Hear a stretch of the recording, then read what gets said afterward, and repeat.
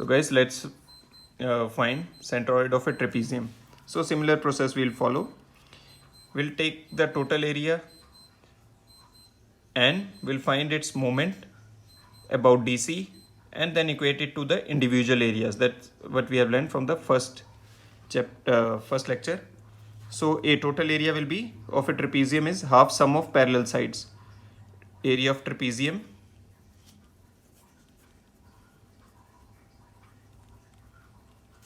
half sum of parallel sides a plus b into distance between them. So what we'll do, we'll equate this moment of this whole area about DC and then we'll put it equal to individual areas and their moment about DC. So that means moment of trapezium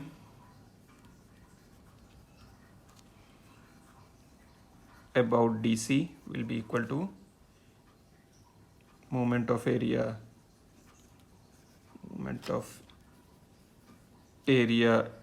AA1D plus BB1C plus AA1BB1. Guys, I have not repeated moment of area again and again. I have directly written. So let's write the equation from DC. So it will be somewhere y bar. So let's cut that section. It will be y bar. So A plus B half sum of parallel sides into distance between them. This will be the total and now individual. Though these two triangles are same, the area is same. So half into h, that is height of triangle. Then base is B minus A, means total base left is B minus A. So this and this. So we'll get the area of the whole triangle B minus A half into h into B minus A into h by 3. As I've told you that this is h. So from 90-degree side it will be h by 3. This we have learned in how to find centroid of a triangle, right angle triangle. Plus, see, this is total area combined of two triangles. Remember that total area combined of two triangles and both will lie at h by 3. So I have joined them. And plus area of this is A into h. Area of this rectangle is A into h and it will lie at the center. So h by 2.